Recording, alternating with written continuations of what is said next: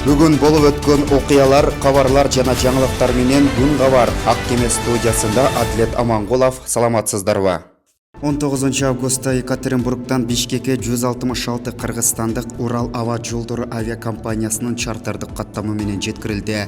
Тышкы иштер министрлиги билдиргендей, жарандар Екатеринбург, Магнитогорск, Тюмень, Сургут, Салехард, Надым, Курган, Перим жана башка шаарлардан келишкен. Жүргүнчүлөрдүн тизмеси жарандардын жана кыргыздардын диаспораларынын кайрылууларынын негизинде түзүлгөн.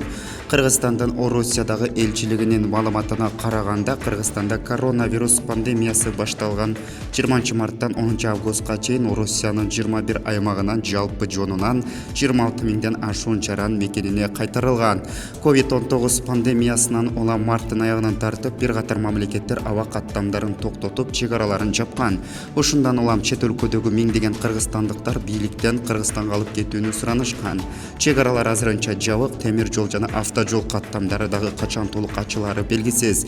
Өлкөнүн жалпысынан 9 чет мамлекет менен авиа каттамы бар. Кытай Эл Республикасы Кыргыз Республикасынын саламаттык сактоо министрлигине кезектеги гуманитардык жардамын көрсөттү. Министрликке 25 жасалма дем алдыруучу аппараты, тез жардам унаалары үчүн 29 ИВЛ аппаратты, ошондой эле 6 көчмө ИВЛ аппаратты, 400 медициналык беткап, 100 бетти калкалоочу калкан жана ПЧР тесттери үчүн 20 миң сарптоочу материал берилди. Өкмөттүн аппаратынын маалыматтык камсыздоо бөлүмүнөн кабарлашкандай, Кыргыз Республикасынын вице-премьер-министри Аида Исмаилова жана Кытай Эл Республикасынын Кыргыз Республикасындагы толук жана айгарым укуктуу элчиси Ду Девен Кытай Эл Республикасынан келген гуманитардык жардамды өткөрүп берүү иш-чарасына катышты. Вице-премьер-министр Аида Исмаилова Кыргыз Республикасынын өкмөтүнүн атынан Кытай тарапка көрсөтүлүп жаткан көмөгү үчүн ыраазычылыгын билдирди.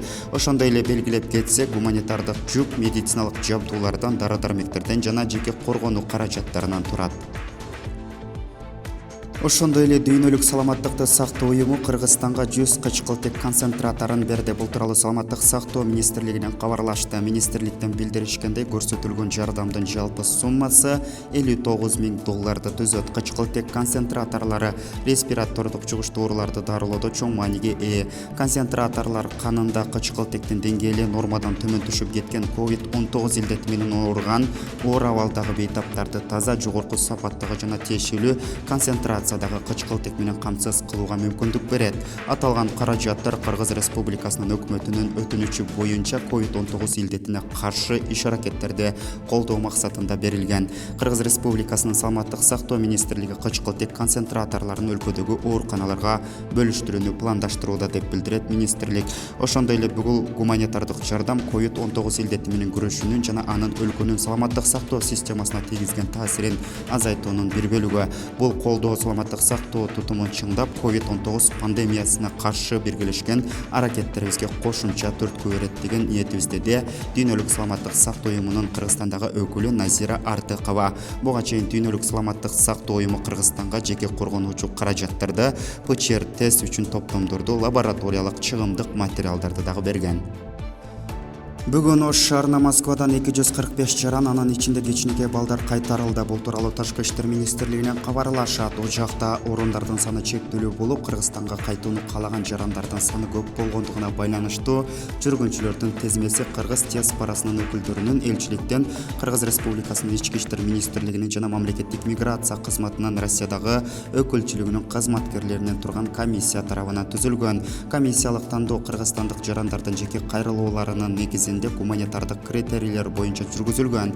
Бул каттам менен Россиянын окуу жайларында билим алган студенттер, боюнда бар жана кичинекей балдары бар аялдар, жакын тууганынын каза болгондугуна байланыштуу кайтып жаткан, оор илдети бар жана мындан мурдараак хирургиялык операция жана башка медициналык процедуралар үчүн Россияга барган жарандар кайтарылган. Министрликтен билдиришкендей, чет жерде жүргөн Кыргызстандын жарандары мекендерине кайтаруу боюнча иштер уланууда. Ош шаарындагы өзбек диаспорасы ооруканага тез жардам унаасын тапшырды деп кабарлайт Ош шаардык мэриясынын басма сөз кызматы. Маалыматка ылайык, бүгүн 18 августта Ош шаарында өзбек диаспорасынын алдында түзүлгөн жаңы мун фонду шаардын медициналык мекемелерине кардиологиялык реанимациялык аппараттары бар бир тез жардам унаасын, бир даана өпкөнү жасалма дем алдыруучу аппарат, төшөк жууркандары менен 80 даана медициналык керебет, 7000 респиратор жана 200 даана медициналык коргоочу кийимдерди тапшырышты. Диаспоранын өкүлдөрү менен Ош шаарынын мэри Талайбек Сарыбашев жолугуп ыраазычылыктарын билдирген.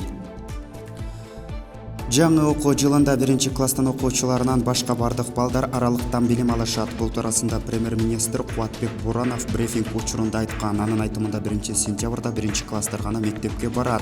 Калган окуучуларды 1-черекте аралыктан окутуу чечими кабыл алынды. Эгер эпидемиологиялык кырдаал жакшырып калса, 2-черекте мектептердин эшиги ачылып калышы ыктымал. Өкмөт башчы абал турукташып келе жатканына карабай бардык санитардык нормалар аткарылышы зарыл экенин белгилейт. 18 августта Ош эл аралык аэропорту Сибирь СЧТ авиакомпаниясынын Новосибирск-Ош багыты боюнча чартардык каттаманы тосуп алды. Бул тууралуу республикалык штабтан кабарлашты. Маалыматка ылайык, Россиядан 181 кыргыз жараны кайтып келди. Алардын арасында жаш балдар дагы бар. Жүргүнчүлөрдүн тизмеси Новосибирск шаарындагы Кыргыз Республикасынын башкы консулдугуна кайтып келүүгө муктаж болгон кыргыз жарандарынын кайрылууларынын кезектешүү тартиби боюнча түзүлгөн. Ага кош бойлуу жана жаш балалуу аялдар, улгайган адамдар, Новосибирск клиникаларында операция жасаткандар, депортацияланган жарандар жана Сибирь жогорку окуу жайларында окуган студенттер киргизилген. Бул каттам менен кыргыз жарандары Новосибирск, Красноярск, Иркутск, ошондой эле Түштүк, Сахалинск, Владивосток, Якутск, ошондой эле Сибирь федералдык округунун башка шаарларынан келишкен. Өзбекстандык карыя быйыл дагы Меккеге жөө багыт алган. Кашкадария аймагынын жашоочусу ажылыкка сапарга чыгып, учурда ал Каракалпакстанга жеткен. Ал өзүнүн эсеби боюнча Меккеге ушул жылдын декабрь айында жетет. Аксакалды орто жолдогу жашоочулар коноктоп жатышат. Түркмөнстандын мамлекеттик чек арасы жабык болгондуктан Сауд Арабиясына Казакстан аркылуу өтүүнү пландап жатат. Карыя былтыр дагы ажылык сапарга жөө чыгып, бирок Ирандагы башаламандыктан улам жетпей калган. Россиядан кыргызстандыктардын кезектеги тобу өлкөгө жеткирилди. Тышкы иштер министрлигинен кабарлашкандай, жарандар Екатеринбург жана Москвадан алынып келинген. Жалпысынан 411 мекендеш 2 учакка отургузулган. Чет өлкөдөгү жарандарды Кыргызстанга кайтаруу иштери тынымсыз жүргүзүлүп жатат жана улантылууда. Россиянын 10 жакын шаарындагы кыргызстандыктар өлкөгө кайтып келишти. Алар жогорку окуу жайларында билим алган студенттер, кош бойлуу жана жаш балалуу аялдар, ошондой эле медициналык мекемелерге муктаж жарандар. Мекендештер Новосибирск, Ош багыты боюнча жеткирилген. Тышкы иштер министрлигинен кабарлашкандай, чет өлкөдөгү кыргызстандыктарды кайтарууга каттамдарды уюштуруу жана аларды издөө аракеттери тынымсыз улантылууда. Кыргызстанда кафе, ресторан жана башка көңүл ачуучу мекемелерди көзөмөлгө алуу күчөтүлдү. Мындай чечимин кабыл алынышына токтобостон уюштурулуп жаткан мааракелерди белгилөө чаралары себеп болгон. Республикалык штабтан белгилешкендей, учурда өлкөдө массалык иш-чараларды өткөрүүгө киргизилген тыюу салуу күчүндө турат. Андыктан адамдардын массалык түрдө вирусту жуктуруп алуу коркунучунан улам текшерүүлөр, катуу көзөмөлгө алуу зарыл экенин белгилешет. Кыргызстандыктарды августтун аягында узак эс алуулар күтөт. Бул тууралуу Эмгек жана социалдык өнүктүрүү министрлигинен билдиришти. Быйыл 31 август Кыргызстандын эгемендүүлүк күнү дүйшөмбүгө туура келет. Муну менен 5 күн графиги менен иштегендер 29, 30, 31 августта катары менен эс алышат. Казакстан 8 аймагында жүк ташуучу унааларга киргизилген убактылуу чектөөнү алып салды. 15 августтан тартып Акмола, Актөбө, Чыгыш Казакстан, Батыш Казакстан, Түндүк Казакстан, Караганда, Костанай жана Павлодар областарындагы чектөөлөр токтотулган. Ал эми Алматы, Атырау, Жамбыл, Кызылорда, Түштүк Казакстан жана Мангистау областарында чектөө 31 август күнү аяктайт деп айтылат кабарларда. Чектөөнүн негизги себеби абанын температурасы 25 градустан жогору болгон кезде асфальт төшөлгөн жолду сактоо.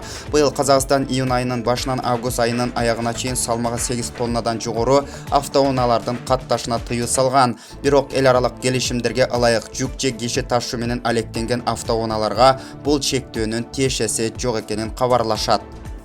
Орусия менен Кыргызстандын ортосунда аба каттамдарын калыбына келтирүү боюнча Бишкектин сунушуна Москва оң жооп бере элек. Жарандык авиация агенттигинин директору Курманбек Акашев билдиргендей, Кыргызстан 1-августтан тартып учак каттамын жандантуу жөнүндө сунушун июлда жөнөткөн. Орус тарабы өкмөт муну так талдап чыккан соң жооп берерин айткан. Коронавирус пандемиясына байланыштуу 2020-жылдын март айынан бери Кыргызстан башка мамлекеттер менен аба каттамдарын токтоткон. Сырт жактагы мекендештер чартер рейстерде ташылууда. 7-августта Туркия жана Бириккен Араб Эмираттары менен аба каттамдары кайра жолго коюлган.